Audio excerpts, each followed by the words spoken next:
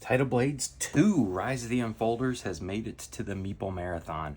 We have the core game, we've got the upgrade pack, we've got the immortal box, but that really should just be card sleeves, and we have this nice, fun, nondescript white box here. This should be Kickstarter upgrades. Full disclosure, I do not have the miniatures pack. I decided to go with just the miniatures for the heroes, and I'm fine with standees for the enemies. Let's get started.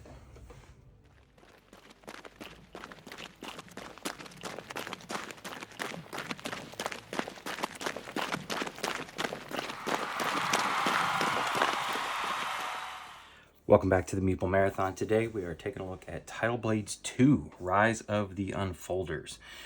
So I believe what we have here in front of me is essentially going to be the retail box. If you want to get the fancy upgrades, you can buy the miniatures pack, you can buy the upgrade pack, which we'll look at in a little bit, as well as possibly down the road maybe finding the Kickstarter extras. But I think this pretty much in the future, this is what's going to hit stores. So it is far heavier than my copy of Tidal Blades.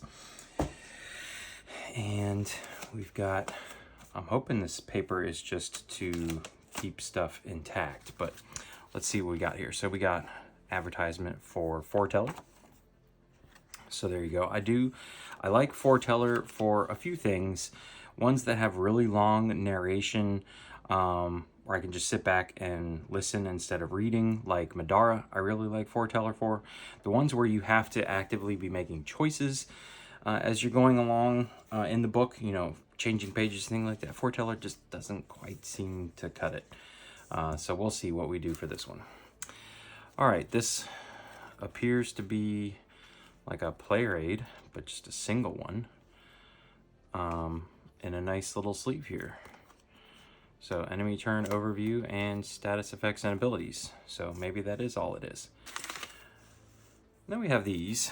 These appear to be, well, I can't tell how many are in there. 2, 3 maybe? Hero turn overview, round overview, and then breakdown of the heroes. So a lot of these heroes you're going to recognize if you played the original game, which was, you know, much more of a one-off Euro style game with this fantasy sports theme to it. This one is a pure RPG with a lot of deck building, deck play aspects. All right, these, let's take a look at these.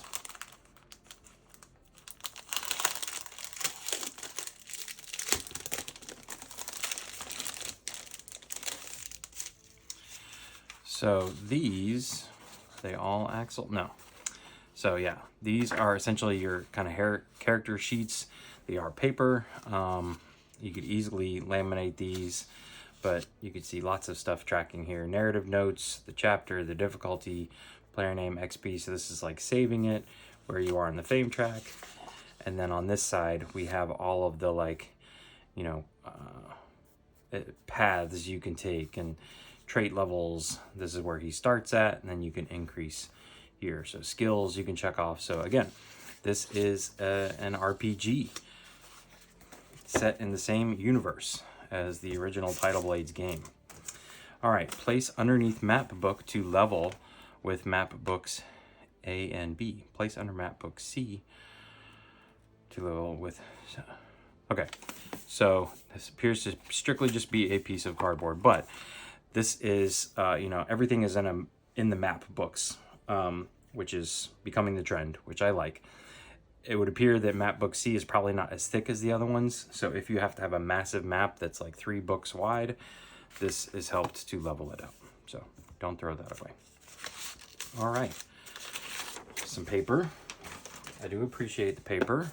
All right, so here's map book C. I'm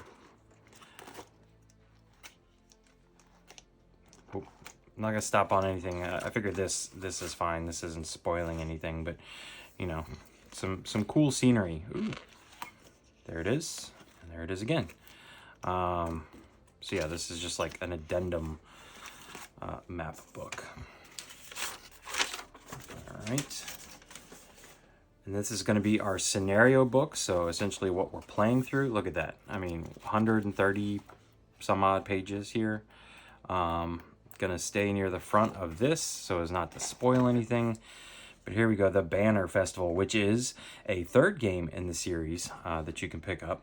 I don't actually own Banner Festival, so I can't speak to that one. But here you can see, like, this is how a book, you know, is laid out, A2 and B2. So you're actually having two books side by side to create this larger map. It tells you who you're bringing in, where your starting people are, what your objective is, and then, you know, 1.1, what happens. So I'm not going to spoil anything.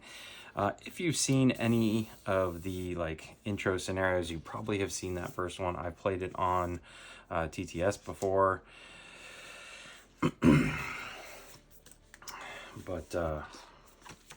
epilogue, I just did want to see one thing here. No, not there. All right. Okay, so now we're getting into the map books. Map book B. So again, these are just going to be sometimes just scenery like this. Other times you see, oh, the roof blew off. There you go. So yeah, not going to show off every single map in here. I'm bonking everything. They used a lot of paper and another map book. Yeah, so these are easily thicker than the other ones, but nice colorful maps. And we haven't even seen a rule book yet. Here we go. Here's our rule book. Okay. Alrighty here.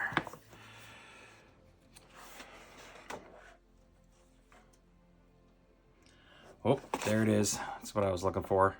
That's me. Dedicated playtesters. All right. Now that we got that little self-inflating promo out of the way, here is the rule book. Nice and colorful, nice and big. Very big rule book. It's the size of the map books. Some people like the nice big ones. I mean, the text is nice and big. Other people like having it be like a normal book size. They want to be able to sit down and read it. So here is the coolest part of the game by far. Is this Nexus. So everybody's going to have one of these boards that you play down in front of you, and you're going to start laying cards down, and then you activate either a row or a column. Now, there's stuff printed on the board, so you still get stuff. So if you do, say, this purple column here, you're going to get, looks like a shell shield. I'm not sure what that symbol, movement type of symbol means. Focus or spirit. It looks like a spirit symbol. And then you get to do what this card you just played is.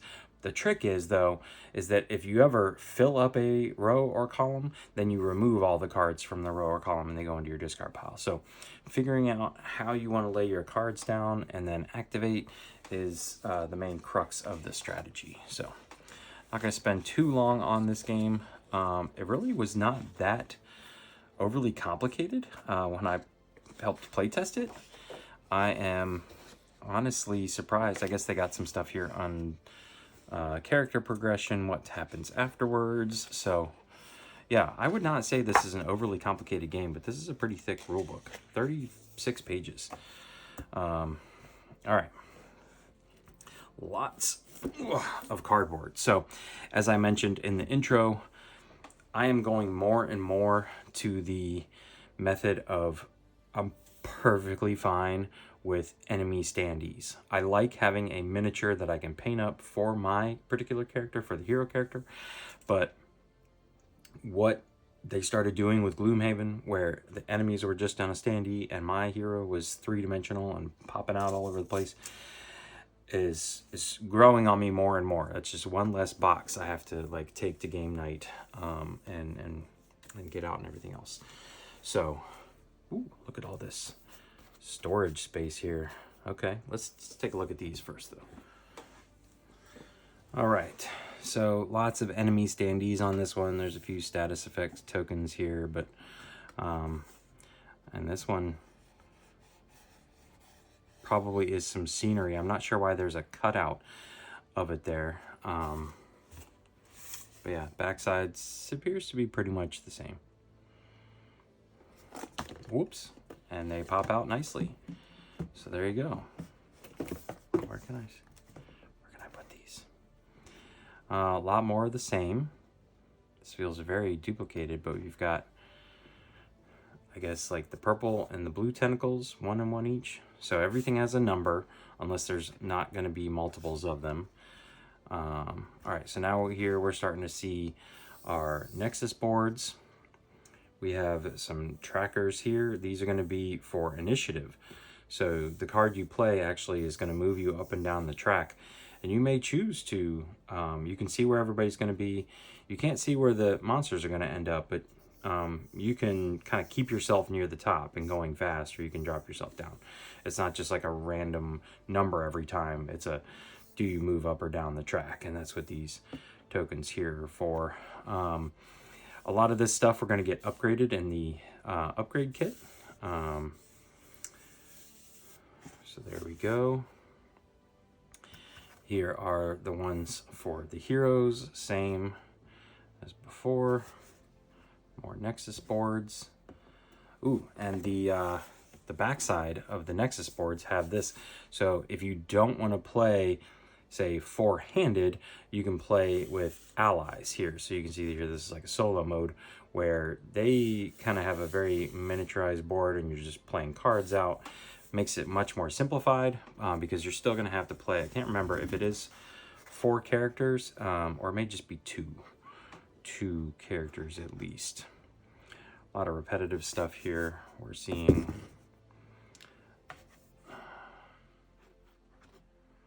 Which is fine. All right, so now we got the initiative track here. We've got our heroes down here. We're going to get upgrades for them. But some of the bigger bosses, here's the initiative track. I'm assuming this is probably some kind of overlay. I don't know what this is, but probably for one of the scenarios. Okay, so there's all the cardboard. Now, let's get into the fun stuff. These appear to just be filler. Yeah, right, nothing down there. This is just edging. So we've got a ton of cards here. Don't know if we're going to look at every single one of these, but we'll get there. A lot of square cards. These are going to be your like hand of cards. So yeah, I don't know why I'm pulling them all out here. We got some discs of various shades and colors. I'll show you where those are going to go here in a second. We've got some bags, Tidal Blades, and then a bug bag. Those are nice and cloth. We've got these dice, which look fabulous. These remind me of Dinosaur Island. Just the way they're kind of clear and those symbols, like this makes me think of the DNA, like the yellow DNA. But I really like those dice, so happy with those. And then we got a couple D8s here in similar fashion. Bunch of Standies, we're gonna need those. More of these discs and a couple just regular D8s. No, these are D10s. Sorry, D10s. We have a secret envelope that we're obviously not going to open. We have another envelope that I'm not sure whether we should open, so we're not going to right now. And now we get into the fun double layered stuff. I love me some double layered stuff. So, this is going to be your player board here. Yeah, nothing on the backside. So this is where all these the discs, the wooden discs, are going to go. You're also going to be. This makes me feel like Gaia Project or Terra Mystica, where you're going to be kind of having shields here uncharged, and then you can move them down here, and then they're going to be pushed over, so they're going to be circling around here, adding them in, or maybe it's just here and here. Anyways, there's going to be shells. They're going to be squishy, I think, in the upgrade pack. But here is where there were some cardboard tokens that looked like this, so you can actually upgrade your Quantum Reservoir. And then you've got your initiative card here, your hero deck, discard pile, place to put your person, like so, that card, which we'll look at in a bit. But I love these boards are just really nice. It's the first time like I said, I've play tested this on TTS, but I've never gotten to physically touch the game until today. Very exciting. These are going to be for tracking the health of the various monsters. So you'll put like the monster card next to it here, and it can have up to 6 people, and you'll just track that. So that's why you have 2 of them, because you can have I guess up to 2 multiple monsters on the field at the same time. So that's what these are. All right, let's take a look at some cards. All right, now that we got some plastic off, these larger cards here, there's a few extras on the bottom. Let's see what those are. We have a player aid card for Drew, Fold Glitch, Hebius Glitch, and a Spawn card. Not 100% sure what these are for, but they're there.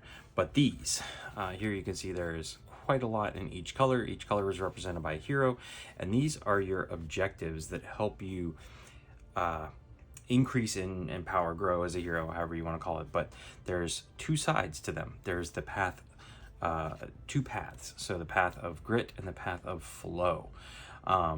So this is just a reference card for Dust here, to tell you kind of what you can expect if she goes one way or the other. Like here it says, the path of flow, Dust will gain access to abilities that let her manipulate the cards in her Nexus grid, reward her for chaining attacks, and battle more efficiently. Or if she goes to this side, on the path of grit, Dust will unlock abilities that deal significant damage, give strong rewards, but with a cost, and reward her for getting into the thick of combat. So do you want to be able to manipulate your cards in the Nexus deck, or do you just want to run in guns blazing and do a lot of damage?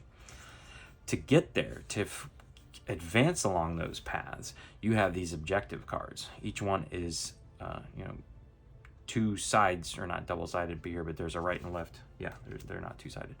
Right and the left side here, you can see here's the flow side, here's the grit side.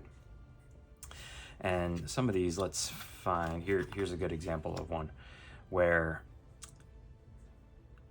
if you want to advance on your flow track, you're going to have to do this moving target 3 times during a scenario. So move 5 or more hexes in 1 turn. You do it once, you put a token there, and then you move it down. If you get to this bottom ring, then you have completed it. If I remember correctly, you can actually do both at the same time. So you could advance in both paths at the same time. What I don't remember is whether or not if you complete one and not the other, at the end of the scenario, does this card go away? Or does it stay out? Or do you get to choose? But anyways, I think that's really cool.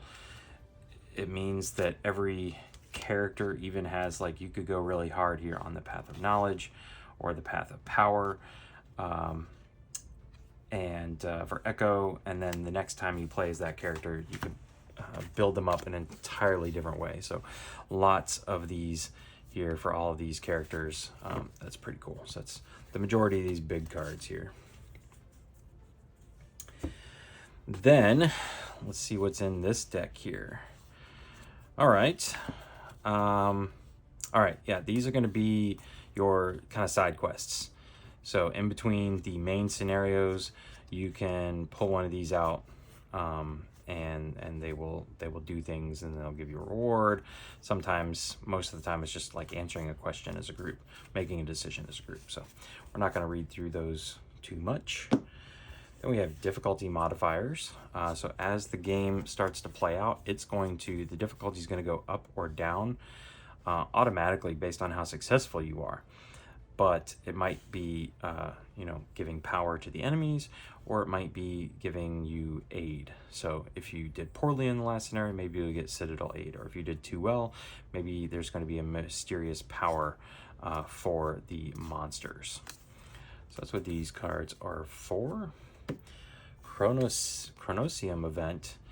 I actually don't know what these are for. These look like they belong in Tidal Blades 1.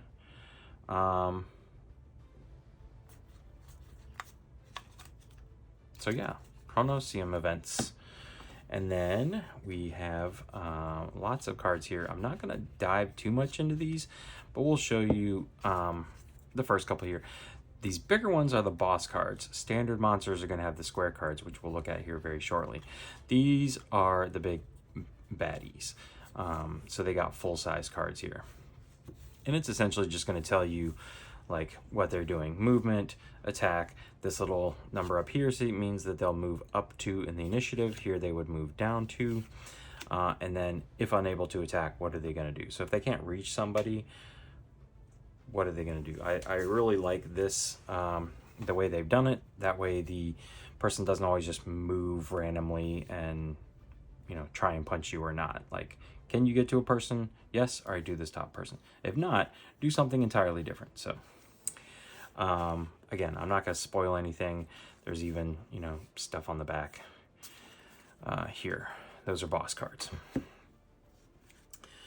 Then we've got, let's see.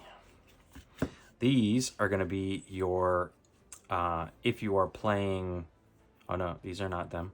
These look like they are NPCs that you can add in, because these are not the normal heroes. Yeah. So these look like people that you're going to be able to pick up along the way and play their hand. I thought these were going to be your, what did they call them? Your ally. Cards you play on your ally board, but I think those are square also. So those look like some NPC cards, and then these are going to be all your monsters. Oh yeah, here's the sparring partner, lean, braze. Yeah, these are not the standard heroes, so keep those with those. And these are going to be all your monsters. So things like coral bug here, you know, what's their basic movement is 1 to 3 spaces. Their attack is going to be 1 to 3. They have no special ability. They start at initiative 3. Their standard HP is 6 unless they're a mutant coral bug, and then they're going to be at 9.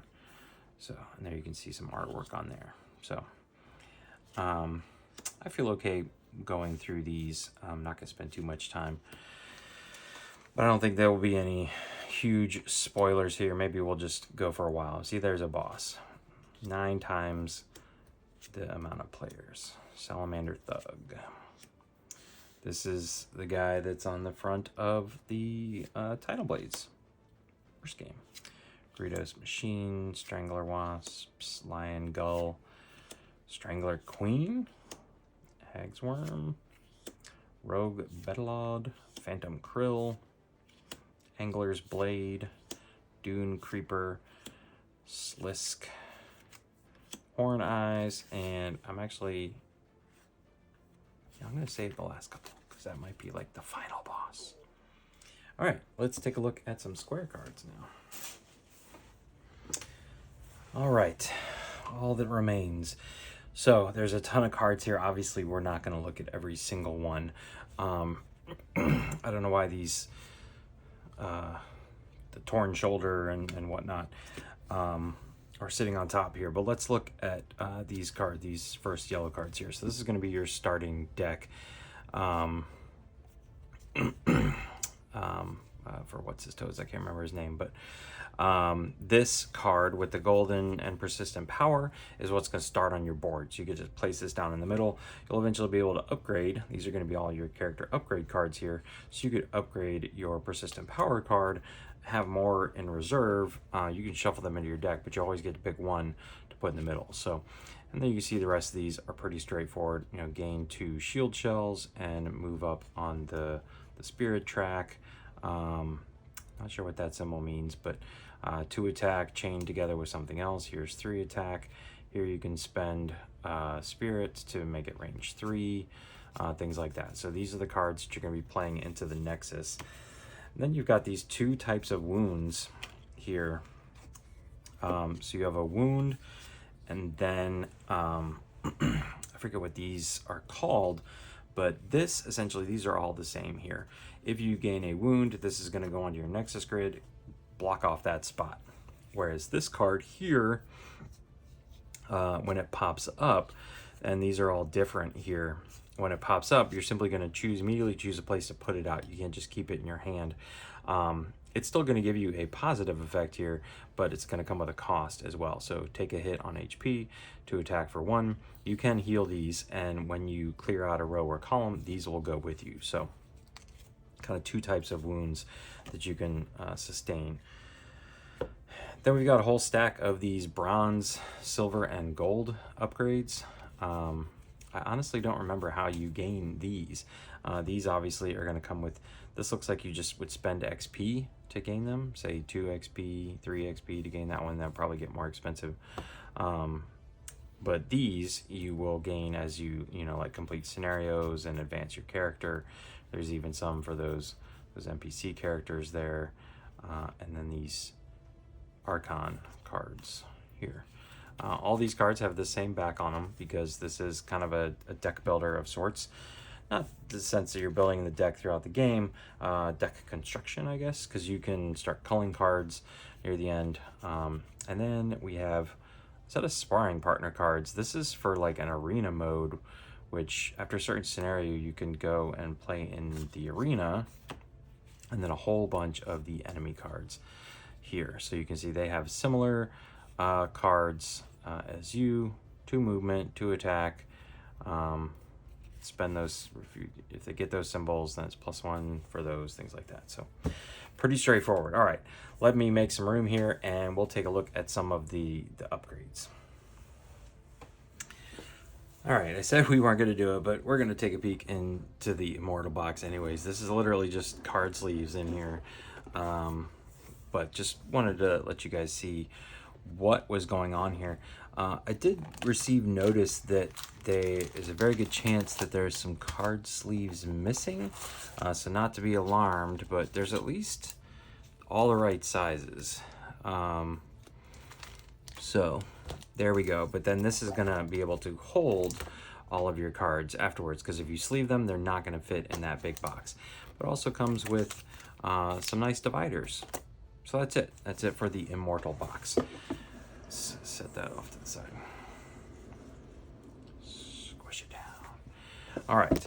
This is going to be the upgrade pack. So this was a optional add-on. This does not come with your Kickstarter copy. You had to purchase this, but this is going to be your miniatures for your heroes, kind of squishy fruit, some shells, things like that. So some extra bonus stuff. Hopefully this will fit in the main box when it's all said and done. So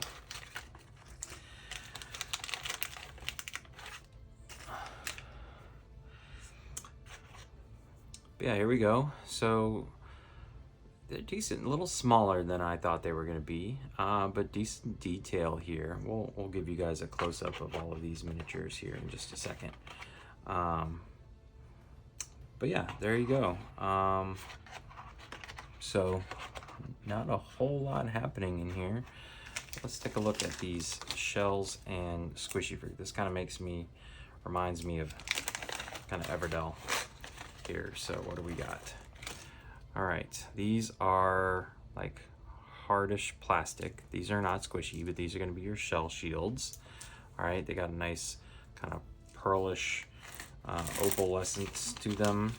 I don't know if that's the right word. So there's those, and then we have the fruit, which is squishy, so that's fun. Squish, squish, squish, squish. So there is the fruit. So that's what you get with your upgrade pack. Let's take a moment to appreciate these miniatures.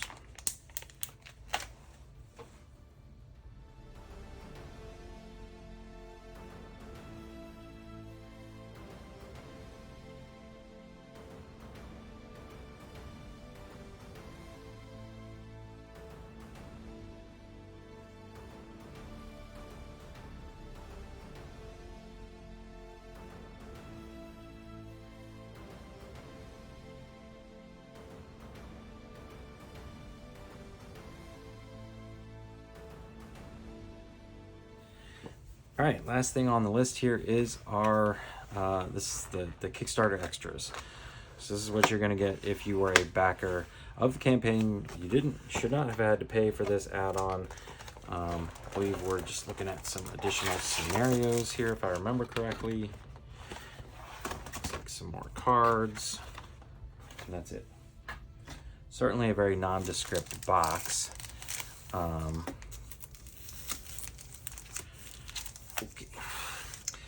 So we have some more Standies, a character on a jet ski, some more initiative trackers there, this big fella here,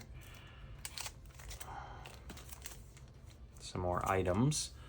Okay, I'm going to assume that these are just cards for those bosses. Looks like Misty can be added in as an ally maybe. So he was the one on the jet ski. All right, 5 bonus adventures, exclusive scenario book. Okay, so yeah, that's what this was. Cayman's Revenge, exclusive scenarios. Before you play these bonus adventures, there are a few things you should know. These scenarios are designed to be played in any order once you completed Tidal Blades 2 campaign. So these are like fun one-offs, just to give you a little extra. So they're probably not part of a larger storyline. And they appear to, instead of making a map book, they just kind of gave you these loose sheets, which I guess I'm okay with.